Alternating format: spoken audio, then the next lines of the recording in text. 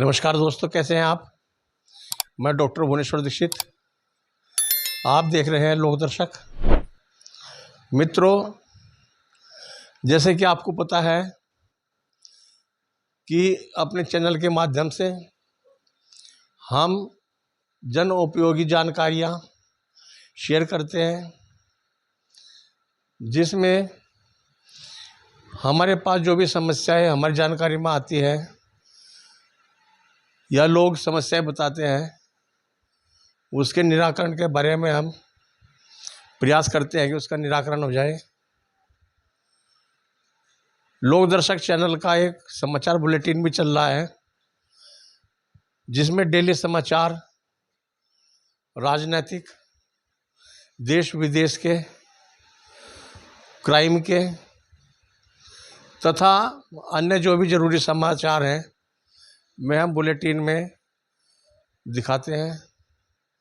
अभी हमारे पास इंक्वायरी आई थी वास्तुशास्त्र की।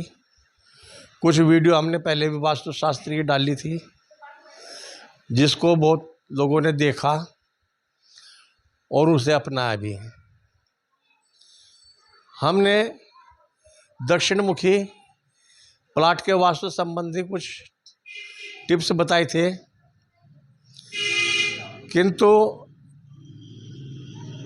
उसमें कुछ रह चुके थे। आज हम पुनः दक्षिण मुखी मकान के पुनः हम कुछ टिप्स बता रहे हैं, क्योंकि सबसे ज़्यादा समस्याएं दक्षिण मुखी प्लाट पर लोगों के दिमाग में आती है और दक्षिण मुखी प्लाट अन्य मुखी प्लाटों की अपेक्षा अच्छा नहीं माना जाता, जबकि ऐसा कुछ नहीं है। हमारा जन्म भी दक्षिण मुखी मकान में ही हुआ और आज जिस मकान में हम रहे हैं वो दक्षिण मुखी मकान है।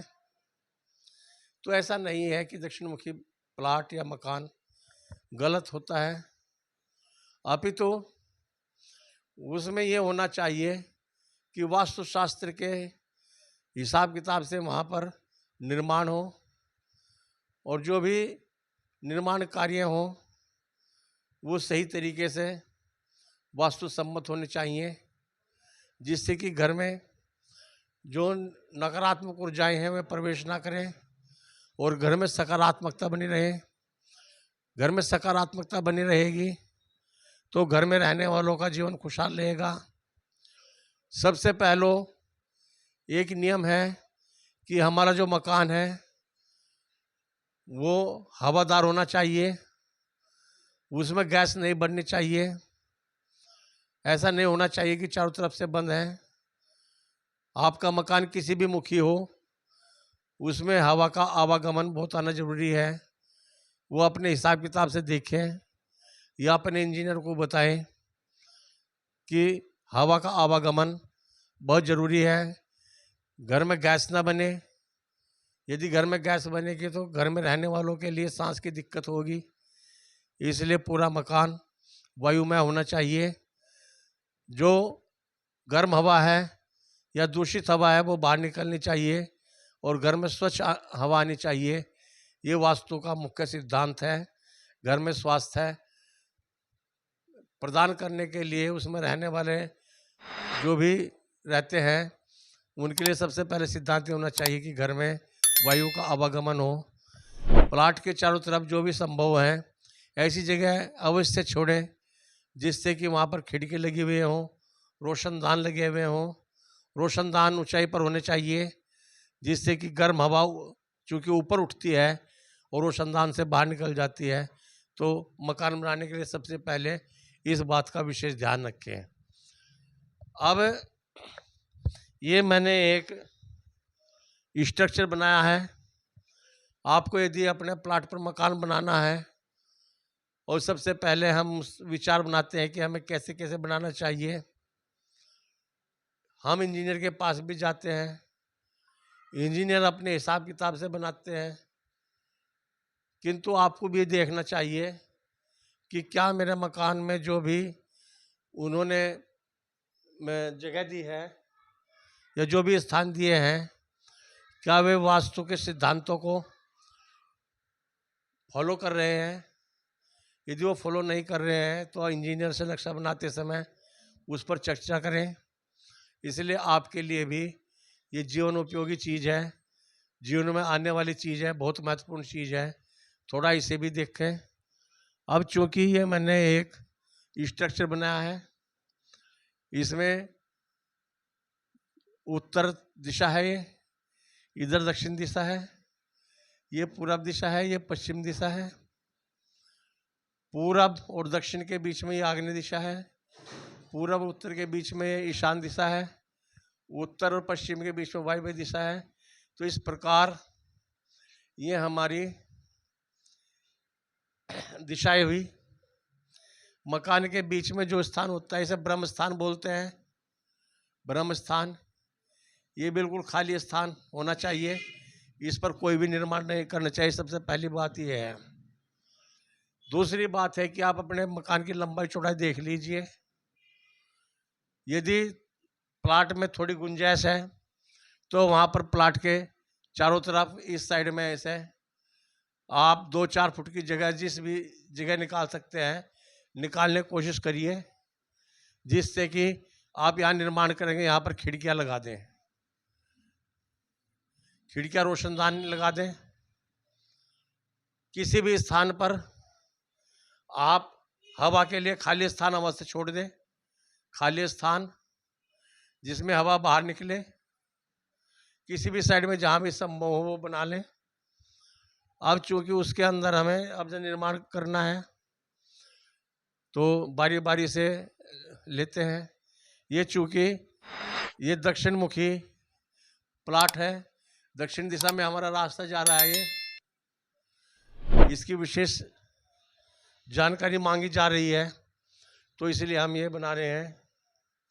तो सबसे पहले जो सबसे ज़्यादा हमारे पास इंक्वायरी आ रही है कि दक्षिण मुखी प्लाट में रसोई कहाँ बनानी चाहिए, तो किसी भी प्लाट का या मकान का कोई सा भी मुख हो उसमें हमें आग्नेय दिशा देखनी चाहिए। अग्नि से संबंधित जो भी कार्य हैं, आपका बिजली का मीटर है, जनरेटर है, भट्टी है, चूल्हा है, रसोई है, वो आग्नेय कोण में हमें बनानी चाहिए। आग्नेय कोण है, पूरब और दक्षिण के बीच का जो स्थान है आग्नेय कोण है, इस स्थान पर हमें बनानी चाहिए। अब जब बारी बारी से हम बताते हैं, थोड़ा सा ध्यान रखना। यदि आपके पास कागज़ है तो लिख लेना, नहीं है तो दोबारा इस वीडियो को देख लेना।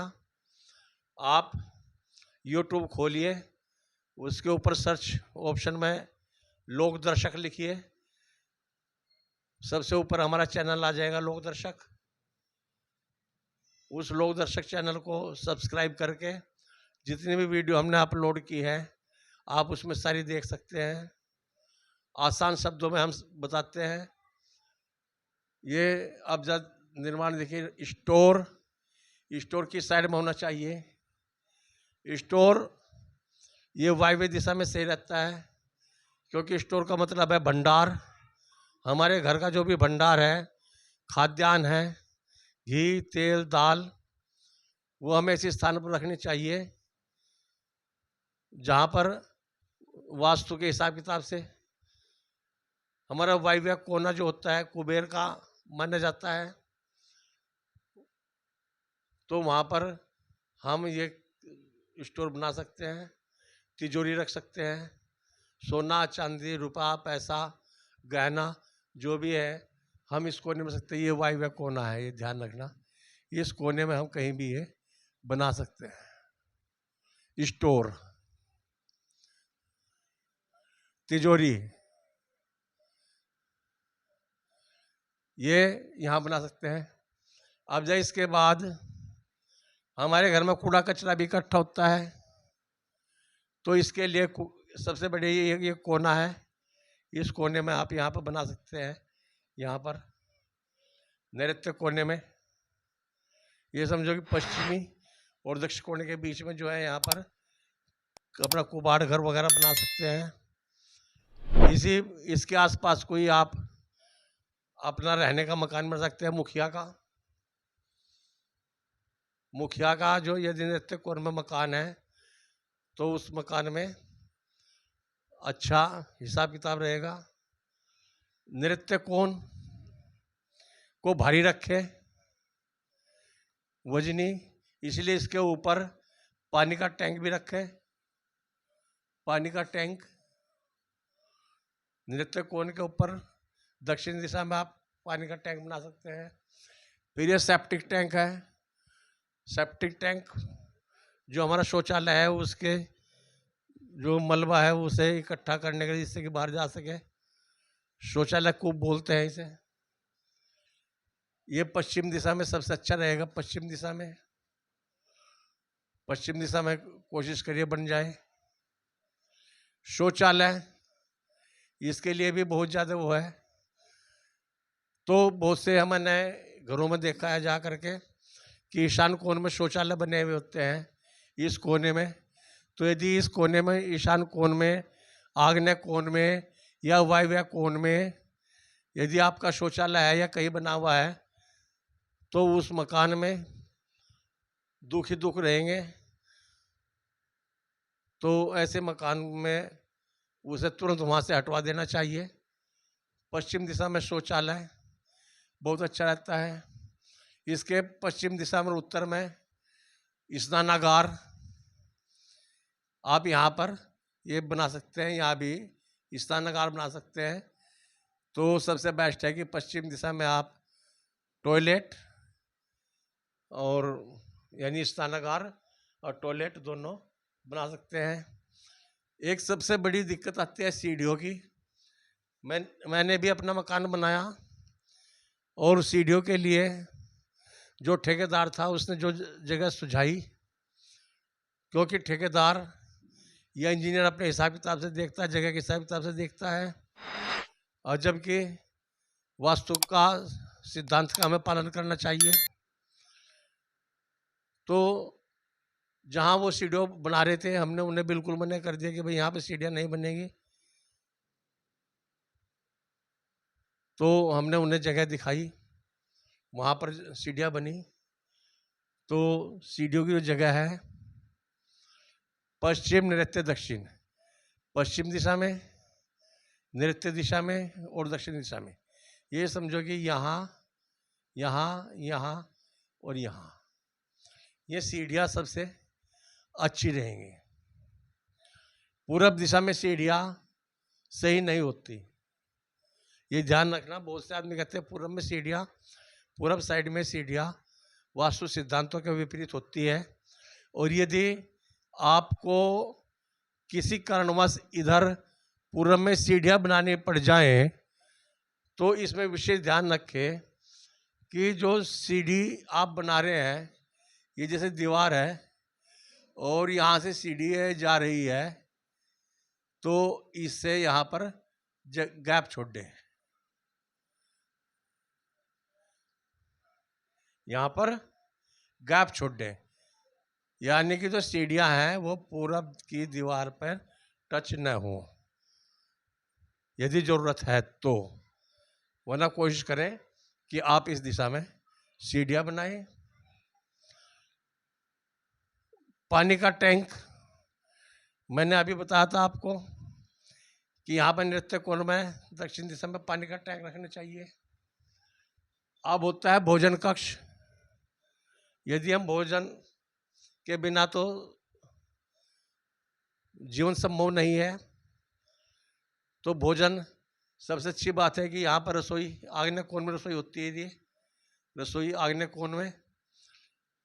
तो इसके यहाँ पर पूरब साइड में भी आप भोजन कक्ष बना सकते हैं और यहाँ भी बना सकते हैं, इसके पास में रसोई के, यहाँ पूरब में बना सकते हैं, इतने इसमें बना सकते हैं भोजन कक्ष, रसोई के पास बना लें। वैसे बाकी आप उत्तर में बना सकते हैं, पश्चिम में बना सकते हैं, किंतु यहाँ पर बेस्ट रहेगा वास्तु के हिसाब किताब से भी और सुविधा के हिसाब किताब से भी।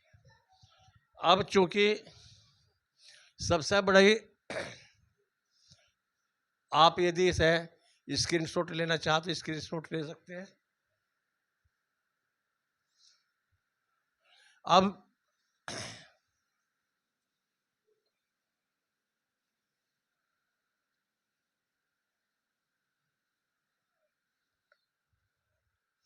अब आती है हमारी मुख्य द्वार की बात। मुख्य द्वार, मुख्य द्वार किसी मकान का, ये हमारा एक प्लाट है कोई, इस प्लाट के अंदर हमें कंस्ट्रक्शन करना है। सबसे अच्छी बात है कि यहाँ पर हम जगह जितनी भी सरकारी ज़मीन है जो भी हैं, इस हिस्से में कंस्ट्रक्शन करें। ये जगह हवा के लिए छोड़ दें, इधर भी इधर भी, ये सब हवा के लिए छोड़ दें यदि संभव है। यदि आपका प्लाट ऐसा है कि इसमें आप हवा चारों तरफ से छोड़ दें तो अच्छा है। यदि नहीं है, तो आप किसी भी आप इस दिशा में गैलरी दे दें या इधर छोड़ दें, ऐसे छोड़ दें।